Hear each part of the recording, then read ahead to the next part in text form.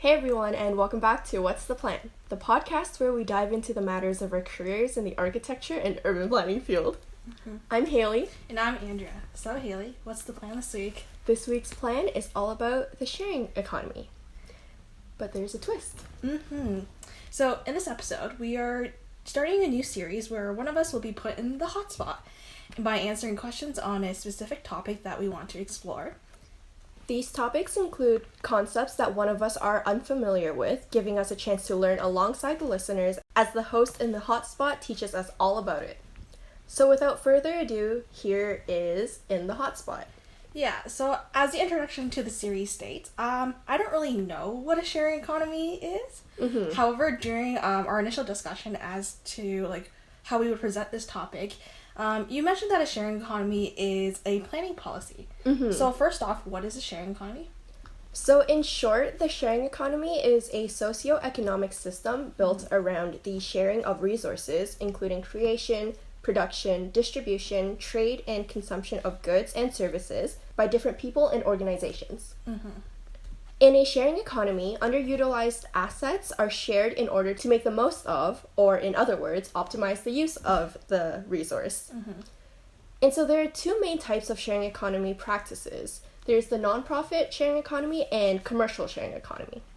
So the nonprofit practice is based on the concept of book lending libraries, where goods and services are provided to a wide range of audiences for free or at a modest subscription cost. While on the other hand, the commercial practice is where a company provides the goods or services to customers as a means of profit. Okay, so now that we know what a sharing economy is, why should it be common practice in planning policies? I think that as planners, we have the duty, especially in today's day and age, to plan responsibly. And so as such, we really need to turn to sustainable urban development. As I mentioned earlier, this practice, the practice of the sharing economy, is a great way to optimize resource use, and so there's a great potential to reduce the environmental impacts from consumption.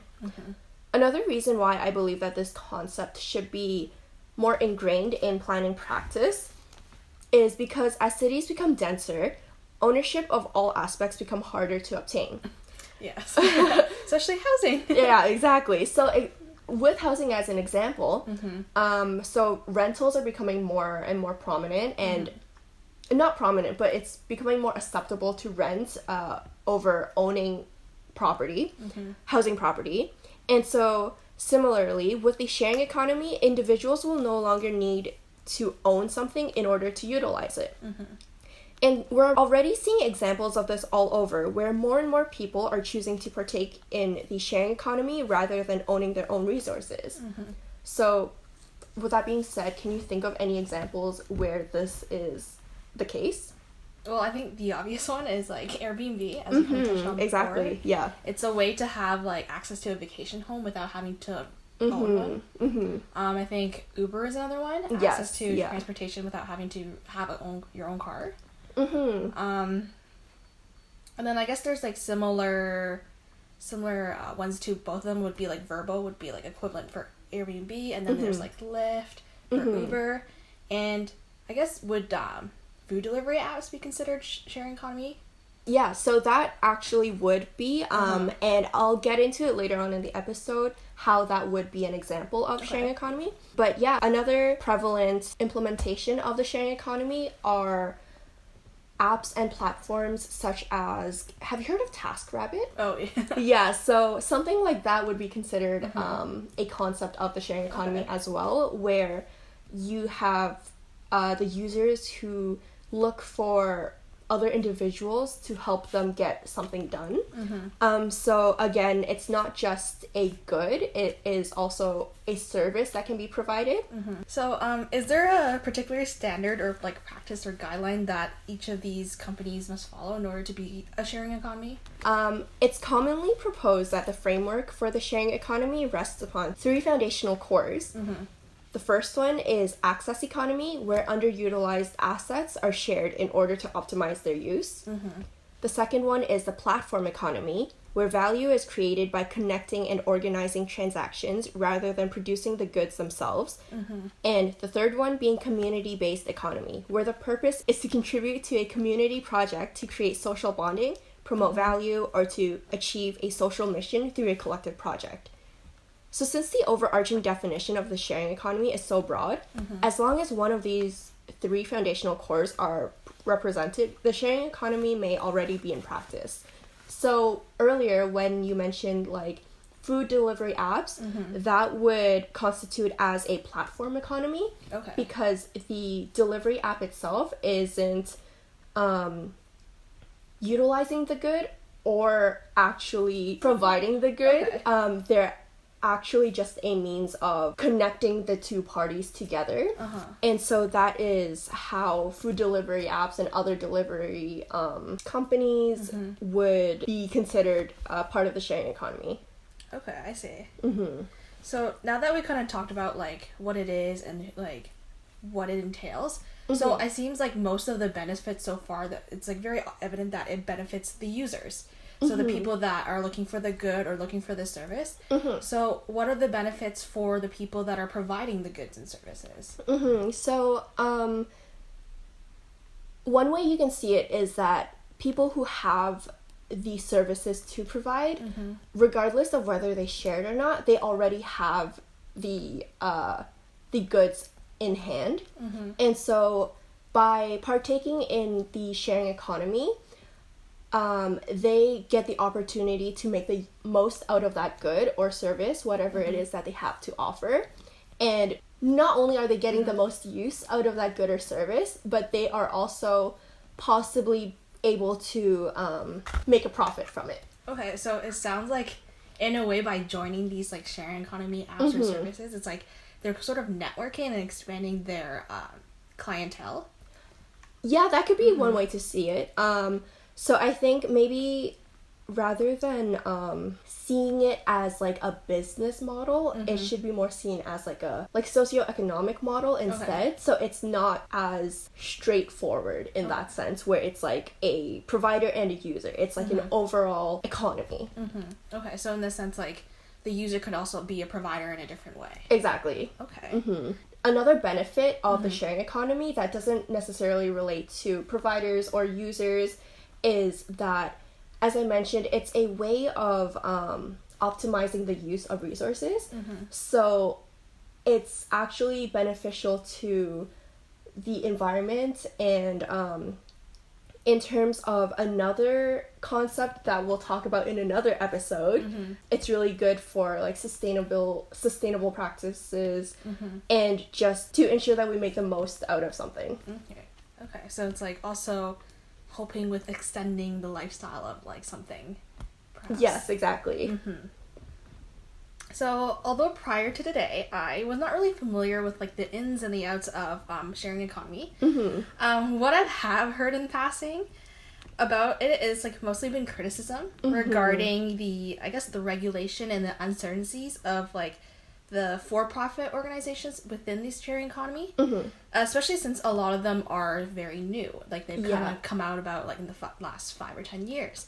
So with that, there's a lot of like regulatory uncertainty in the lack of like protection of workers' rights, such as favorable working conditions, maybe also like protection against unemployment and like any health and social benefits that typically come with a job. So my question is, like, given how this is, the sharing economy kind of leads into the idea of like a gig economy. So the provider is essentially being like a freelancer or self-employed. Is it possible for these providers to be considered a worker of the corporation and be treated fairly? Or like, does the idea of like moving past a gig worker and giving them sort of protection kind of go against like what sharing economy is? So what I believe is that with the idea of the gig economy, which is a really good example and a really good part of the sharing economy, but it doesn't necessarily encompass the sharing economy in a whole, is that in order to be considered a gig economy, it has to be a gig. So as you said, freelancers, people who have their own business autonomy. And so with that being said, if the providers within a gig economy choose to be part of the corporation, then to be honest, like, I think that it just cancels out. Like, you can't have it both ways. You can't be your own boss but want to be ruled by another boss as well. It just doesn't work that way. So one of the limitations is that, like, if you choose to go into the gig economy, you really have to decide if you want to represent yourself or represent the corporation on its own. Okay, so it sounds like if you want to participate in a sharing economy that is for profit, you will lack the rights or protections that someone that's in a non-profit sharing economy would have. So, like, if that's a little confusing, maybe in the sense, like, saying, like, someone who works as a librarian, they are working for a non-profit sharing economy, and because it's also under the libraries are protected or ran by governments, they have, like, sort of the same benefits of a government worker, whereas you're working as a Uber driver, you are considered a self-employed person, because the corporation just sees you as a freelancer. Yes, but it's not as simple as just yes. So that's why I say it that way. Okay. It's because this specific part of the sharing economy is more considered a gig economy. Okay. Which is where these individual freelancers can come into play. Whereas, as you mentioned, librarians, that's not a gig economy, because that's like a full-time job. Like, that is a real permanent job. And so that wouldn't classify as a gig economy. But libraries as a whole, as we mentioned, like, are part of the sharing economy. So it really is kind of like a hierarchy depending on how you look at it. And just the sharing economy as a whole is, I guess, like an umbrella term for a lot of different things. So it's something that a lot of people get confused by, and it's hard to unless you, like, really dig deep into what the sharing economy is, it really is kind of hard to wrap our heads around what classifies as a sharing economy, and what specific part of a sharing economy a specific good or service ties under. And that's a really important thing that we have to think about when implementing sharing economies and looking at how we can benefit from them going forward. So I guess another question is, in terms of for-profit sharing economies, another regulatory uncertainty is, like, the cost of commission to use these platforms. So a lot of times these prices are determined by the platform itself, and not really the person providing the service or the demand or the need for the service. So in the case of, I guess, like, food delivery apps, like, the wages of delivery personnel and their profit numbers are, like, not exactly what the restaurants are seeing, because they're like, oh, we're paying this certain amount, but the thing is, it's not going to the pockets of the delivery people, it's going to the platform. For sure, yeah. And, like, there's a lot of cases of this in, like, different like, for-profit apps.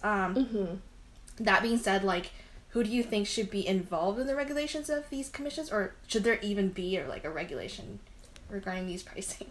So, that's a tricky one. So, as I mentioned earlier, like, delivery apps fall under the platform economy, which is one of the foundational cores of the sharing economy. And so, as much as I hate to say it, drivers who go into these delivery app businesses and go into these businesses knowing that they're working under these specific delivery companies, they're at the mercy of them, so yeah, for lack of better words, they're at the mercy of them, because it's the platform themselves who are initiating the sharing economy. However, if delivery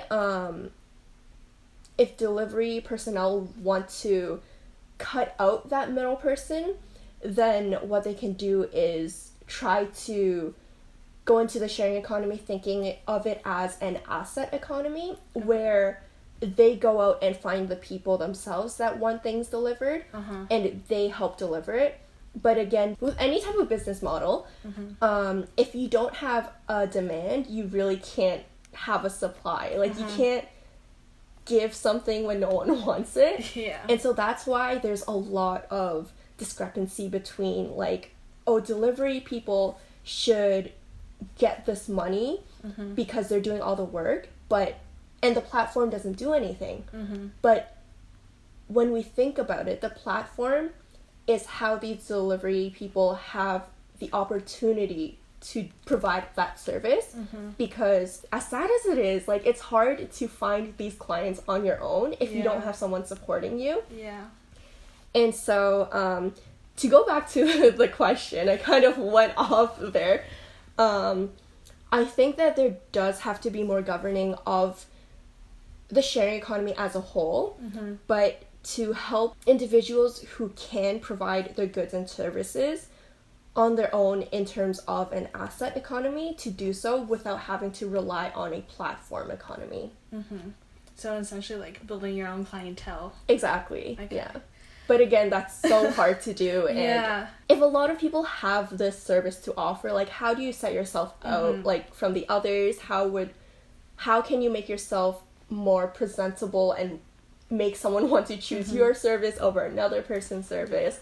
So it's just, it's difficult. Yeah, and also it's like, if you don't even have the connections on your own, it's like, that's sort of the main reason why you went to the app in the first place, because they're, like, connecting to connectors. But yeah, that kind of sounds like a double-edged sword, like, where you don't really win anywhere. Exactly. Yeah, so, like, as much as I agree with the delivery personnel that work for these corporations, we have to also understand that without these corporations, they wouldn't even be able to deliver. It's very unlikely that they would even be able to deliver their services to begin with. So that's why they do get the monetary gains that they do, because they are providing the platform for these users to connect with one another. So are there any additional criticisms or, like, concerns in general regarding sharing economy? Yeah, so I think, like, as we mentioned, because the sharing economy concept is just so broad, there's a lot of questions that need to be answered, a lot of questions to be asked about what the sharing economy really is.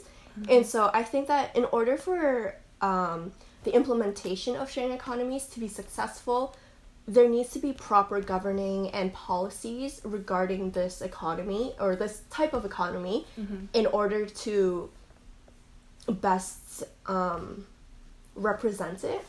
And so that would take a lot of policy makers to get together and sit around, and a lot of public consultations to take place, just to hear about how the community as a whole would like various sharing economies to work in the area. And so there needs to be a lot of communication, governing, and policies implemented in order for it to work. And that lends to the question of how do we get those started and how do we get there. So the people that should be taking the first step are politicians. Pretty much, yeah. Politicians, and then they get the public, and they get the, I guess, the providers of these services. Okay. Yeah, exactly. Good to know. So I guess if they're not doing anything, I guess once again, lobby your politicians to do something. Yeah, and if you have, like, a specific idea that you want to implement, but you're not sure how to, you can just shoot your shot, reach out. You never know, like, something might land and you might be at the forefront of the fight. I don't know how else to say it. Does that make sense? Yeah. Fire starter, maybe. Exactly. Yeah. Okay. So, final questions. How does the sharing economy, like, ultimately impact, I guess, the planning community? So ultimately, I think that when implementing the sharing economy model, it would impact the planning community, because as planners, we need to think about how much more prevalent this concept is in today's rapidly changing environment. And so we can take the concepts within this model and apply it to how we plan communities, cities, neighborhoods going forward to make the most out of all the resources we have to offer. Okay, so it sounds like the key takeaways for planners is that through learning about these sharing economies, we are learning about the needs and requirements of people, and also using that data or information, we are able to better plan our cities. Yeah, exactly. So before we end off, we just want to reiterate that everything mentioned in this episode is what we know to the best of our abilities. And if you have any comments, questions, or have anything that you would like to teach us about this topic, we'd love to hear it, because learning about the sharing economy is the plan for now. Listen to our next episode to continue figuring it out with us. Thanks for following along to this episode. If you liked it, please give us a like, a review, subscribe for more. Until then, follow us on Instagram at What's the Plan Podcast for what the next plan is.